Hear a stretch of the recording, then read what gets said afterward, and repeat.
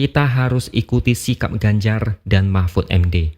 Mereka menerima putusan dari MK, lalu mengatakan inilah akhir dari perjalanan mereka sebagai capres dan cawapres. Mereka juga kasih selamat kepada Prabowo Gibran. Semoga dapat menyelesaikan PR yang ada di Indonesia.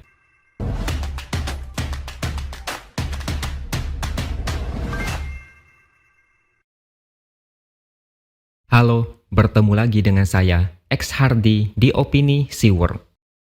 Semua perjalanan sejak sebelum Pilpres sampai sekarang sudah berakhir. Semua perjuangan yang bisa dilakukan sampai kepada gugatan ke MK akhirnya selesai. MK memutuskan menolak seluruh permohonan yang diajukan oleh paslon 01 dan 03.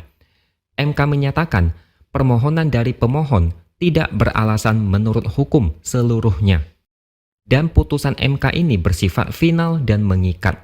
Artinya Prabowo Gibran sah menjadi presiden dan wakil presiden periode 2024-2029. Tidak ada cara apapun lagi untuk menggugat, sehingga semua pihak harus menghormati putusan ini. Sebelumnya, saya mau bahas dulu dalil-dalil pemohon yang ditolak oleh MK. Salah satunya adalah dalil tentang nepotisme yang dilakukan presiden untuk memenangkan paslon 02 dalam satu putaran. Tidak beralasan menurut hukum. Hakim MK juga menolak dalil yang menyatakan bahwa Presiden Jokowi akan ikut campur atau cawe-cawe di Pilpres 2024 karena tidak beralasan menurut hukum. Hakim MK menolak dalil yang menyatakan bahwa Presiden Jokowi mengerahkan kepala desa dan perangkat desa untuk mendukung paslon 02. Alasannya adalah Bawaslu sudah menindaklanjuti sehingga dalil ini tidak beralasan menurut hukum. Hakim MK menolak dalil tentang bansos yang berkaitan dengan perolehan suara salah satu paslon juga tidak terbukti sehingga tidak beralasan menurut hukum. Ada banyak lagi dalil yang ditolak oleh MK, tapi yang paling krusial yaitu pencalonan Gibran tetap dianggap sah. Hakim Konstitusi Arief Hidayat mengatakan tidak ada permasalahan terkait syarat Gibran sebagai cawapres. Penetapan paslon yang dilakukan oleh KPU sudah sesuai dengan putusan MK. Bagian ini yang sebenarnya paling berpeluang untuk memenangkan gugatan. Tapi karena MK anggap itu bukan masalah, saya anggap hasilnya sudah bisa ditebak. MK pasti bakal menolak semua gugatan dan itu terbukti. Gibran tampaknya harus bersyukur dan wajib berterima kasih kepada dua orang yang sangat berjasa, yaitu Almas Sakibiru yang menggugat batas usia capres-cawapres dan Anwar Usman yang saat itu menjabat sebagai ketua MK. Tanpa dua orang ini, Gibran tidak akan mencapai posisi sekarang ini. Tapi ada yang menarik, karena 3 hakim MK memberikan dissenting opinion atau pendapat yang berbeda. Yang pertama adalah Saldi Isra. Dia bilang, ada ketidaknetralan sebagian penjabat kepala daerah sehingga pemilu berlangsung tidak jujur dan adil, sehingga dalil pemohon beralasan menurut hukum. Dia juga mengatakan dalil tim Anies Caimin soal politisasi bansos dan mobilisasi aparat beralasan menurut hukum. Dia bahkan bilang MK seharusnya memerintahkan untuk melakukan pemungutan suara ulang demi menjaga integritas penyelenggaraan pemilu yang jujur dan adil. Yang kedua adalah Hakim Eni Nurbaningsih. Dia bilang meskipun tidak ada larangan bagi presiden memberikan bansos, tapi pemberian bansos oleh presiden menjelang pemilu memberikan dampak pada para peserta pemilihan karena adanya ketidaksetaraan. Selain itu, diyakini terjadi ketidaknetralan penjabat yang sebagian berkelindan dengan pemberian bansos. Sehingga menurut dia, MK seharusnya memerintahkan pemungutan suara ulang di beberapa daerah. Yang ketiga adalah Arief Hidayat. Pendapat dia sama dengan 2 hakim sebelumnya. Dia menilai seharusnya dilakukan pemilihan ulang di beberapa daerah, yaitu DKI Jakarta, Jawa Barat, Jawa Tengah, Jawa Timur, Bali, dan Sumatera Utara.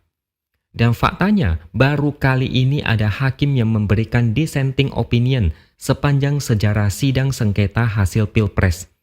Bukan cuma itu, baru kali ini ada yang mengirim surat amicus curiae. Baru kali ini, Civitas Academica dari puluhan universitas mengkritik demokrasi dan proses pemilu. Jadi bisa kalian bayangkan, ada banyak pecah rekor yang membuat Pilpres kali ini sangat buruk. Ada banyak momen mengagetkan yang belum pernah terjadi sebelumnya. Tapi sayangnya, dissenting opinion tidak berpengaruh terhadap putusan MK. Sehingga semuanya harus menerima hasil putusan MK dengan lapang dada. Ada awal, ada akhir. Inilah akhir yang harus kita terima. Mungkin sebagian dari kalian masih sulit menerima, tapi ayolah, mari kita move on. Kita harus tampil beda dengan pendukung di Pilpres 2019 yang ketika jagoannya kalah malah membuat keributan. Kita jangan seperti itu. Kita harus ikuti sikap Ganjar dan Mahfud MD. Mereka menerima putusan dari MK, lalu mengatakan inilah akhir dari perjalanan mereka sebagai capres dan cawapres. Mereka juga kasih selamat kepada Prabowo Gibran. Semoga dapat menyelesaikan PR yang ada di Indonesia. Mereka berharap Indonesia akan semakin baik di bawah pemerintahan Prabowo Gibran. Mau melakukan apapun, tetap tidak akan mengubah fakta. MK sudah mensahkan Prabowo Gibran sebagai presiden dan wakil presiden. Kali ini kita kurang beruntung, tapi peluang lain akan tetap ada. Prabowo kalah Pilpres 2 kali, baru bisa jadi presiden. Ganjar masih punya banyak waktu untuk memperbaiki dan mempersiapkan diri. Tapi ini bukan berarti akhir dari segalanya. Kalah bukan berarti menjadi pecundang, tapi masih bisa menjadi pengkoreksi dan pengkritik kebijakan pemerintah. Kalau ada kebijakan yang bagus, pasti akan didukung. Kalau ada kebijakan yang jelek, pasti dikritik. Tapi kalau kebijakan itu tetap dilaksanakan dan membawa kerugian, ya apa boleh buat. Yang paling kena dampak pasti pendukung Prabowo Gibran. Mereka yang memilih, mereka juga yang mendapat imbasnya. Di media sosial masih banyak yang marah-marah. Ada yang bilang MK sebagai benteng demokrasi yang terakhir sudah hancur. Ada yang berjanji tidak akan menerima Prabowo Gibran sebagai pemimpin negara ini. Ada yang bilang negara ini akhirnya dipimpin oleh pemimpin yang lahir dari proses pemilu yang kacau. Tapi mau sekuat apapun teriakan itu, tetap tidak akan mengubah keadaan. Putusan MK sudah final, tidak ada lagi yang bisa dilakukan. Perjalanan masih panjang, dunia masih belum kiamat. Ini bukan akhir dari segalanya. Coba ingat lagi kemenangan Anies di Pilkada DKI 2017. Banyak orang kecewa, ditambah lagi rasa sedih karena Ahok di penjara. Pelan-pelan mereka bisa move on juga kok. Ada kebijakan yang enggak waras langsung dikritik dan ditertawakan. Politik itu tidak perlu dimasukin ke hati. Tidak usah baperan apalagi sampai ngamuk. Tidak ada gunanya. Politik itu dibawa happy aja. Karena happy itu baik bagi kesehatan. Oke, sampai di sini dulu opini dari saya. Subscribe channel ini supaya makin berkembang dan jangan lupa tuliskan komentar Anda. Terima kasih sudah menonton dan sampai jumpa lagi di lain kesempatan.